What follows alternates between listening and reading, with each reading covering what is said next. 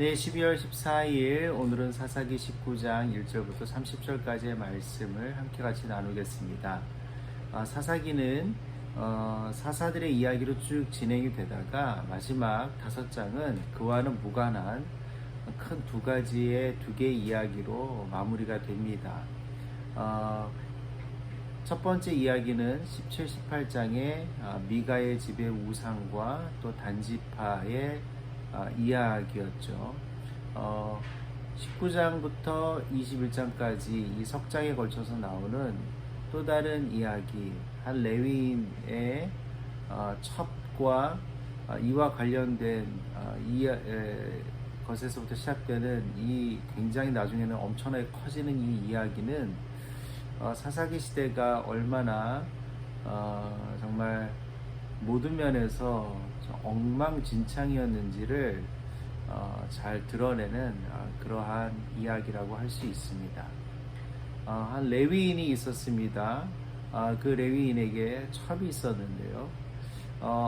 이 첩이 그 레위인을 떠납니다. 그래서 친정으로 도망갑니다. 말 그대로 이제 피신을 합니다. 그 이유는 개역개정이나 NASB 같은 성경에서는 이 여인이 음행을 했기 때문이다 라고 하고요.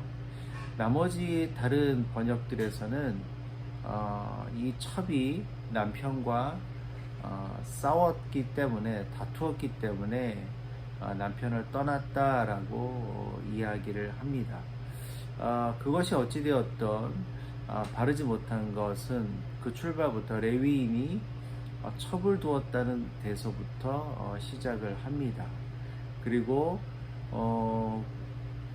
아무런 제지도 없고 걸림돌도 없이 제사장의 직무를 감당했었습니다. 물론 중세시대에도 교황이 결혼하고 아들 자녀들도 낳고 심지어는 여러 명의 부인을 두고 이런 일들도 비일비재했다고 하는데요.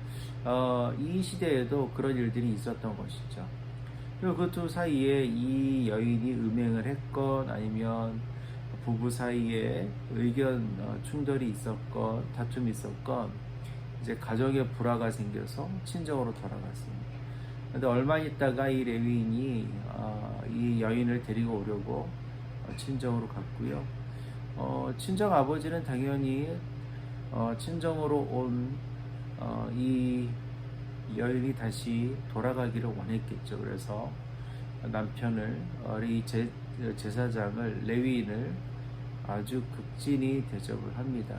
그 대접에 도가 지나쳤던 것이 또 문제가 됐습니다. 그래서 하루 정도 대접하면 되는데 무려 닷새나 그렇게 억지로까지 붙잡으면서 자신의 사위를 대접했습니다.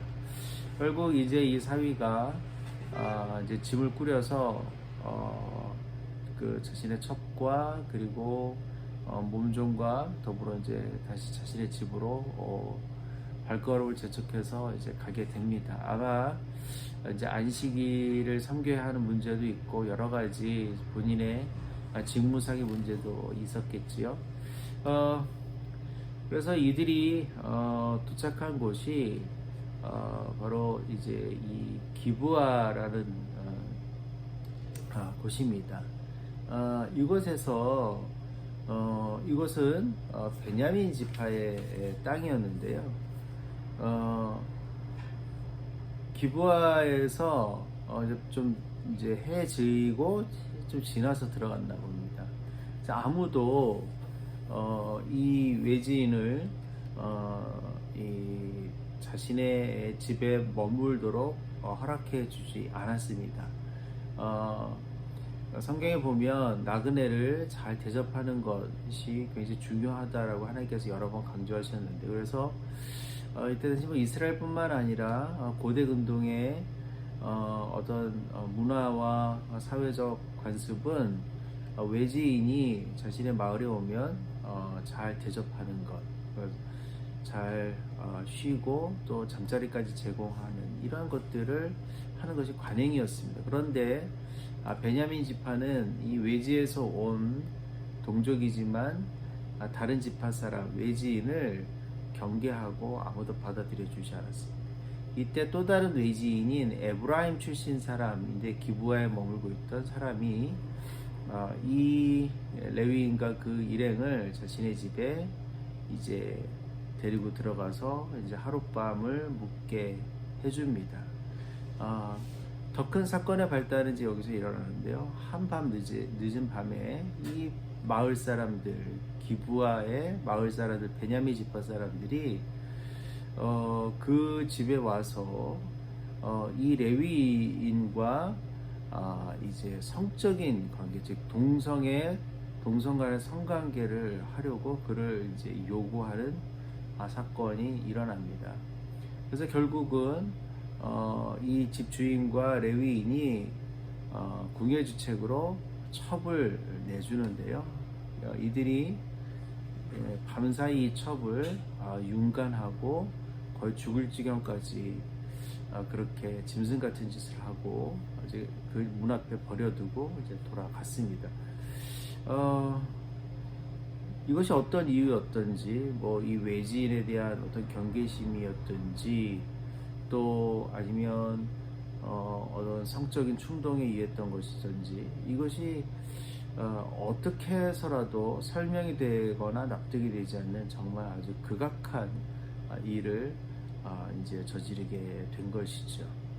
부부간의 불화가 이런 일에까지 이르게 되는 것들을 보면서 많은 생각을 하게 됩니다.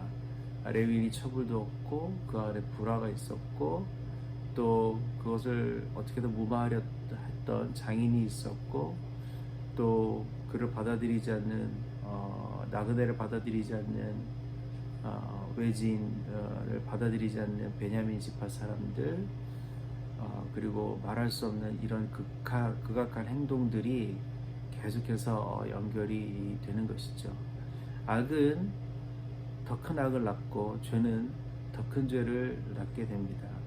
우리가 문화와 또 사회적 관습과 여러 가지 것에서 허용되고 또 묵인된다 할지라도 하나님의 말씀에 비추어서 그것이 옳지 않고 바르지 않을 때는 우리가 그것을 따를 필요가 없고요. 우리 안에 허용할 필요가 없습니다. 우리가 가장 많이 속는 거짓말, 그것이 우리의 생각과 우리의 가치관을 휘어잡는 그 출발부터 잘못되게 휘어잡는 거짓말이 있는데, 그것은 바로 세상이 원래 그런 거야 라는 거짓말입니다. 세상은 원래 그렇지 않습니다. 하나님이 만드신 세상은 정말 아름답고 밝고 환하고 따뜻한 그런 세상이었습니다. 그러나 창세기 3장 이후의 세상만, 아담과 하와의 타락 이후의 세상만 우리는 기억하고 있을 뿐입니다.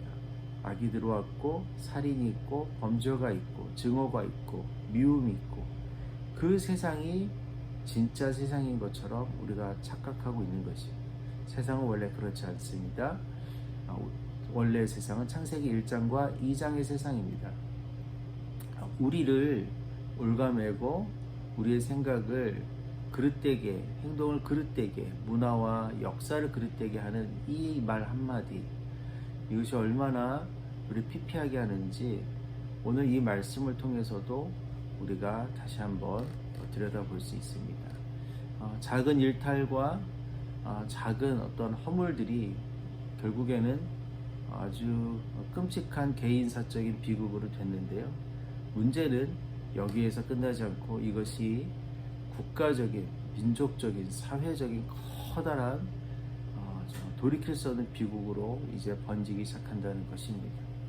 오늘 이 말씀을 기억하면서 우리도 우리의 오늘 하루의 삶도 다시 한번 돌아보고 옷깃을 여밀 수 있는 그런 하루가 되기를 함께 소망해 보겠습니다. 오늘도 복된 하루 되세요. 샬롬.